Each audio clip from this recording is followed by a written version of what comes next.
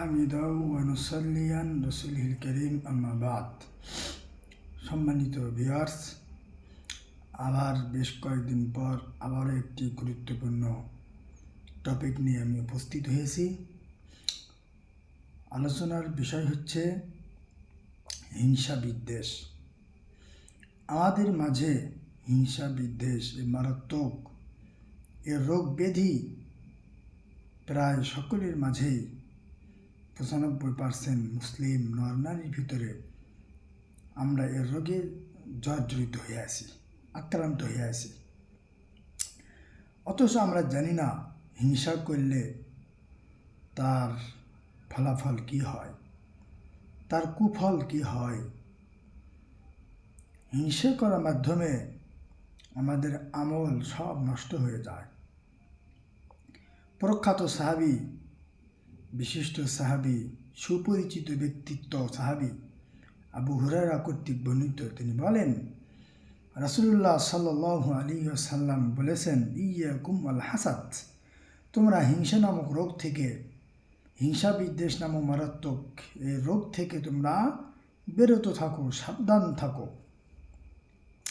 Final হাসাদ ইয়াকুলুল Hasnat, কেননা হিংসা মানুষের আমলকে নষ্ট করে ফেলে, সব খেয়ে ফেলে। কামা তাকুলুন নারুল হাতাবা, যেমনভাবে আগুনের ভিতরে কাঠ দিলে, জ্বালানি কাঠ দিলে আগুন যেমন জ্বালানি কাঠকে খেয়ে ফেলে, হিংসা বিদ্বেষ এইভাবে মানুষের আমলকে নষ্ট করে ফেলে। হাসানাত, মানুষের কল্যাণকে বিধ্বংস করে ফেলায়, নষ্ট করে ফেলে, বরবাদ হয়ে যায়, মানুষের আমল থাকে না। এই হিংসা হচ্ছে মারাত্মক একটি রোগ। আমাদের মাঝে এই হিংসা নামক এই রোগ, এই ব্যাধি সংস্পর্শ করা যাবে না। আমাদের মাঝে এই হিংসা রোগের জর্জরিত হওয়া যাবে না।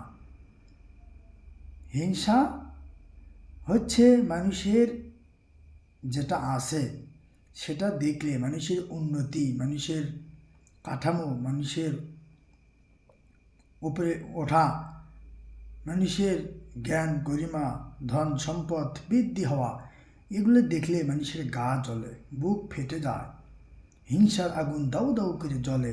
এগুলো দেখলে মানুষের ভিতরে খারাপই কাজ করে, ওটা হয়েছে, ওটা ধ্বংস হোক, ওটা যেন না থাকে, ওটা যেন বিলীন হয়, এরকম কামনা করা, এটা হচ্ছে হিংসা। তবে রাসূলুল্লাহ সাল্লাল্লাহু আলাইহি সাল্লাম বলেছেন, দুটি বিষয়ে হিংসা না, ঈর্ষা, ওটাকে ঈর্ষা বলে। দুটি বিষয়ে ঈর্ষা করা যায়। যেমন প্রখ্যাত মুফাসসিরুল কোরআন সাহাবী আব্দুল্লাহ বিন মাসউদ থেকে বর্ণিত, তিনি বলেন, রাসূলুল্লাহ সাল্লাল্লাহু আলাইহি সাল্লাম বলেছেন, লা হাসাদা ইল্লা ফিসনাতাইন, দুটা বিষয় রয়েছে, দুটি বিষয়ে মানুষ ঈর্ষা করতে পারে, হিংসা না, ঈর্ষা।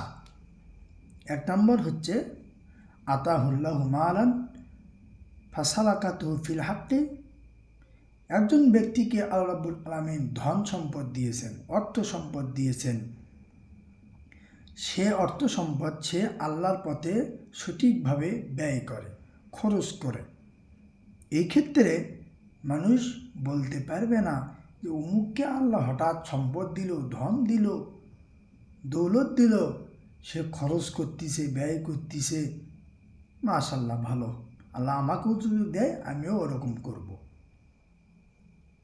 এই চাহিদা রাখা যেতে পারে, কিন্তু অমুককে ধন সম্পদ দিয়েছে, অমুক করছে, তুমুক করছে, ওয়াক না দিয়ে আল্লাহ আমারে দেখ, অমুককে দেখ, আমি এই করবো, ওর চেয়ে বেশি করব, এটা তো হিংসা হয়ে যাবে। তারপরে ওয়াতাহুল্লাহুল হিকমাতা ফাহুয়া ইয়াকুযু বিহা ওয়া ইউআল্লিমুহা, আল্লাহ মানুষকে এলেম দিয়েছেন, প্রজ্ঞা দিয়েছেন, এই এলেম অনুযায়ী মানুষকে শিক্ষা দিচ্ছে, এই এলেম অনুযায়ী মানুষের বিচার ফয়সালা করতেছে। এখন এই এলেম হিকমা প্রজ্ঞা দিয়ে মানুষ যে বিচার আচার ফয়সালা করতেছেন, শিক্ষা দিচ্ছেন, এক্ষেত্রে মানুষ বলতে পারে অমুককে আল্লাহ জ্ঞান দিয়েছে, মাশাআল্লাহ অনেক গরিমা, জ্ঞান গরিমা দিয়েছেন, সে জ্ঞান দিয়ে বিচার করছে, জ্ঞান দিয়ে পড়াচ্ছেন, শিক্ষা দিচ্ছেন, মাশাআল্লাহ আমাকে দিলে আমি তার চেয়ে বেশি পড়াবো, তার মতো করব, তার চেয়ে বেশি, এরকম আশা রাখতে পারে। কিন্তু অমুককে না দিয়ে তুমুককে দেখ, আমাকে দেখ, তাকে নষ্ট করে দিক, এই সমস্ত চাওয়া হিংসা হবে। আল্লাহ রাব্বুল আলামিন আমাদের সকলকেই এই হিংসা নামক রোগ ব্যাধি থেকে আমাদেরকে দূরে রাখুক। আমরা যেন সকলেই সেই কামনা আল্লাহ রাব্বুল আলামিনের কাছে সেই ফরিয়াদ জানাই। আমরা তার কাছে দোয়া করি আমাদের সকলকেই আল্লাহ রাব্বুল আলামিন এই হিংসা থেকে বিরত রাখুক, সাবধান রাখুক। ওয়া আখিরু দাওয়ানা আলহামদুলিল্লাহি রাব্বিল আলামিন। আসসালামু আলাইকুম ওয়া রাহমাতুল্লাহি ওয়া বারাকাতুহু।